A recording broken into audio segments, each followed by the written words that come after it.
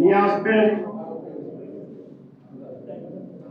FM Ashraf Kushtia. FM Ashraf Kushtia.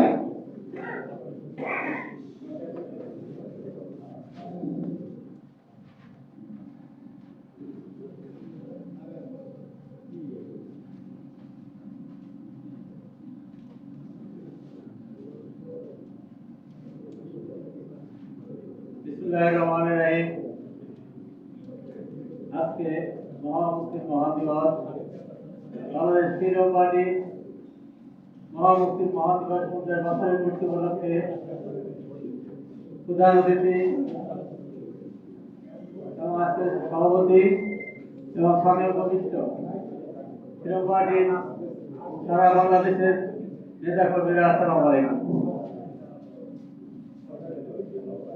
1971 সালের দেশ স্বাধীন হওয়ার পরে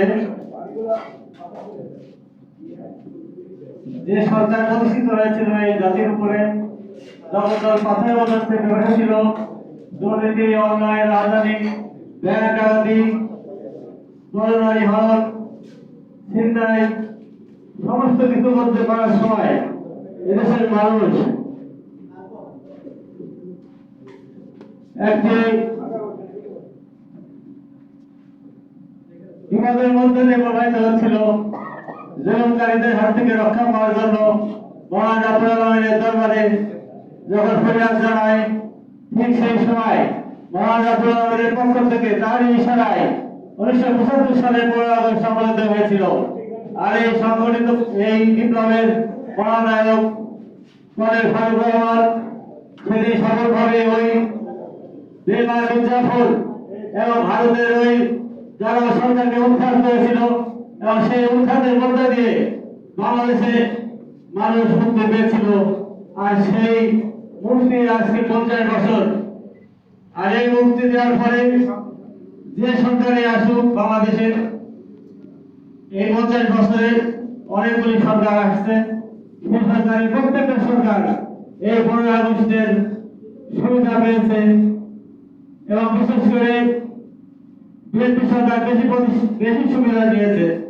কিন্তু তারা এই কোন একটা দিনও দেখা যায় না যে তারা আল্লাহর কাছে শুকরিয়া করে যে ফ্রিডম পার্টির জন্য আজকে আমাদের এই অবস্থা। কিন্তু আমি ব্যক্তিগতভাবে একদিন 10টা মিনিটের জন্য এরশাদ সরকারের সাথে এরশাদের সাথে দেখা করলাম। একটু কথা বলতে বলতে আমি বললাম যে ফ্রিডম পার্টির কর্মী, তখন তিনি কর্নেল ফারুকের কথা জিজ্ঞেস করলো যে সে কিরকম আছে, কোথায় আছে, কি জিজ্ঞেস করলো। কিন্তু বিএনপি জীবনে কোনদিন আর স্বীকার করে না। আর যে স্বীকার না করার কারণে আজকে তাদের কি অবস্থা দেখেন, তারা ক্ষমতা থেকে কত দূরে, তাদের নিজের বিপদ তারা নিজেরাই ডেকে নিয়ে আসছে। হাসিনা ফ্যাসিস্ট সরকার যখন ক্ষমতায় আসলো, ক্ষমতায় আসার পরে ইন্টারমিডিয়েট তাদের বাতিল করে আবার তারা এই প্রশাসনের বিচার শুরু করলো। সেই বিচারের রায় দেওয়ার পরে বিএনপি সরকার আবার সরকার গঠন করে।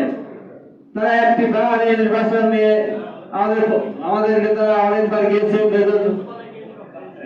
খালেদা জিয়ার কাছে, তারপর জামাত ইসলামের কাছে। তারা কিন্তু কখনো এই নির্বাচন এই মামলা নিয়ে কোনো কথাই তোলেনি। তারা এক কথা মুখ বন্ধ করেছিল হাসিনার ভাই। তারপর আমরা দেখতে পেলাম আস্তে আস্তে এই 24 সালে যখন আবার ছাত্র জনতা মিলে আবার এই সরকারের পতন ঘটালো। সেই পতন ঘটানোর পরে এই দেশের একটি দল বিশেষ করে বিএনপি আমাদের যখন 15 আগস্টের ঘটনাটা তারা অস্বীকার করে, এই অস্বীকারী দল আবার এখন এই ছাত্রদের অস্বীকার করা শুরু করেছে। আমাদের নেতাদের আপনারা আবার এই নির্বাচন কমিশন থেকে আমাদের নিবন্ধনটা ফেলে পাওয়ার চেষ্টা করেন এবং 15 আগস্টের যে মামলাটা, এই মামলার সাথে কারা কারা জড়িত ছিল, যে অফিসারগুলো জড়িত ছিল, বিশেষ করে আব্দুল কাহার আখন্দ, এই শয়তানরা এখনো কিন্তু জেলের বাইরে রয়েছে। এই জেলের ঢুকানোর ব্যবস্থা করেন। এই শয়তান এই মির্জাফরের সমস্ত কেসগুলোর ছিল, আপনার আয়ু ছিল। এই মিথ্যা কেস দিয়ে এই শয়তান এখনো বাইরে ঘুরে বেড়াচ্ছে। আর একটা প্রশাসনের বিচার, এই বিচার তো বিচারপতিরা করুক আর না করুক, হাসিনা নিজের হাতে লিখে দেওয়া এই রায়গুলো কার্যকর করেছিল এরা। আর আমি বলতে চাই আমাদের কমিটিটা একটু শক্তিশালী করে প্রত্যেকটা জেলাতে জেলাতে একটু যাওয়ার দরকার আপনাদের। আর বিশেষ করে প্রধান উপদেষ্টার সাথে একটু দেখা করেন যে আমাদের অবদান অস্বীকার করেন কি স্বীকার করেন। প্রকাশ্যে আপনারা যা জিজ্ঞেস করেন যে কি ব্যাপার, আপনারা পুনরায় স্বীকার করেন কি না করেন। যদি অস্বীকার করে আপনারা ওখান থেকে বের হয়ে এসে বলে দিয়ে না পুনরায় অস্বীকার করে জাতির সামনে এদের মুখোশ খুলে দেন।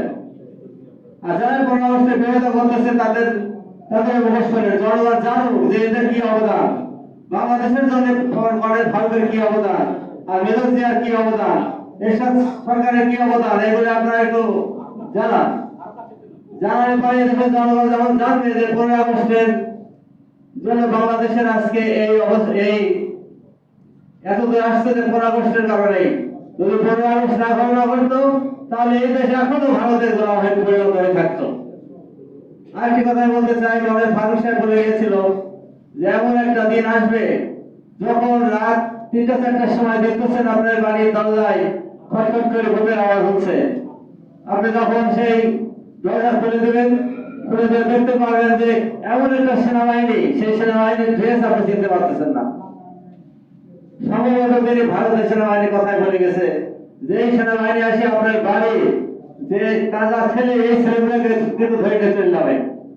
আর সেদিন কিন্তু বেশি দূরে নয়, খুব অল্প সময়ের মধ্যে আসতেছে। দেশের যে পরিস্থিতি, এরা এখনো এক হচ্ছে না। এরা যদি এক না হয়, এই প্রত্যেকটা দল যদি সরকার গঠন না করে, ওই হাসিনা আর মোদীর ষড়যন্ত্রে ওই রকম সেনাবাহিনী দেখবেন বাংলাদেশে ঢুকে আসে আপনার ছেলেদের তাজা তাজা ছেলেগুলো ধরে চলে যাবে, আর তাদের খুঁজে পাবেন না। সেদিন অল্প দিনের ভিতরে আসতেছে। আর ফারুক সাহেব বলে গেল এই দিন থেকে বাঁচার জন্য আপনারা কোনো ভুলে গাফলুস নেতা নেত্রীর দিকে তাকিয়ে থেকে কোনো লাভ হবে না। এ থেকে বাঁচার জন্য একমাত্র পথ লা ইলাহা ইল্লাল্লাহু মুহাম্মাদুর রাসূলুল্লাহ। আমরা সেই একই পথে চলতে চাই। আর আমি বাংলাদেশের বহু আপনার দলের বই পড়েছি, কিন্তু এই দলের মধ্যে প্রথম পার্টির যে বই, সেখানে দেখা গেছে লেখা আছে এই দলের সংবিধান হবে আল কোরআন। আমরা আবারও যেখানে বক্তব্য দিই আর যেখানে দেখা করি, এরা ইসলামের একটা দল ছিল, আর এই দলের সংবিধান হবে যে আল কোরআন। এই কথাটা আপনারা একটু বিস্তারিত ভাবে যেখানে যাবেন সেখানে একটু আলোচনা করবেন। কারণ এই দেশের লোক এখনো জানতেছে না যে ফ্রিডম পার্টির কি দল ছিল, আর এদের লক্ষ্য ছিল, কি উদ্দেশ্য ছিল। এই বলে আমি আমার বক্তব্য শেষ করছি। আসসালামু আলাইকুম।